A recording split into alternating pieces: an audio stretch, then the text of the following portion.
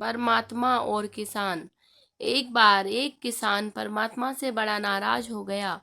कभी बाढ़ आ जाए, कभी सूखा पड़ जाए, कभी धूप बहुत तेज हो जाए, तो कभी ओले पड़ जाएं। हर बार कुछ न कुछ कारण से उसकी फसल थोड़ी खराब हो जाए। एक दिन बड़ा तंग आकर उसने परमात्मा से कहा, देखिए प्रभु, आप परमात्मा हैं, लेकिन लगता है आपको खेतीबाड़ी की ज़्यादा जानकारी नहीं है।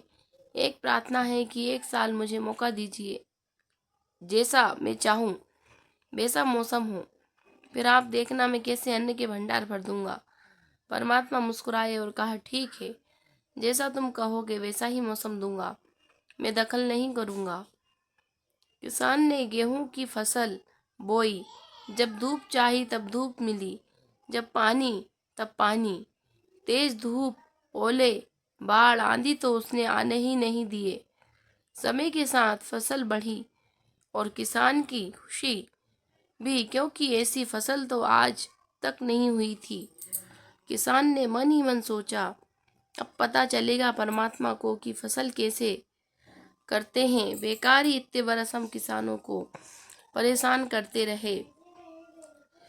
फसल काटने का समय भी आया। किसान बड़े गर्व से फसल काटने गया, लेकिन जैसे ही फसल काटने लगा, एकदम से छाती पर हाथ रखकर बैठ गया। गेहूं की एक भी बाली के अंदर गेहूं नहीं था। सारी बालियां अंदर से खाली थी। बड़ा दुखी होकर उसने परमात्मा से कहा, प्रभु, ये क्या हुआ? तब परमात्मा बोले, ये तो होना ही था। तुमने पौधों को संघर्ष का जरा सा भी मौका नहीं दिया। न तेज धूप में उनको तपने दिया, न आंधी ओलों से जूझने दिया। उनको किसी प्रकार की चुनौती का एहसास जरा भी नहीं होने दिया। इसलिए सब पौधे खोखले रह गए। जब आंधी आती है, तेज बारिश होती है, ओले गिरते हैं, तब पौधा अपने बल से ही खड़ा रहता है। वो अपना अस्तित्व बचाने का संघर्ष करता है, और इस संघर्ष से जो बल पैदा होता है वही उसे शक्ति देता है, ऊर्जा देता है, उसकी जीवटता को उभारता है।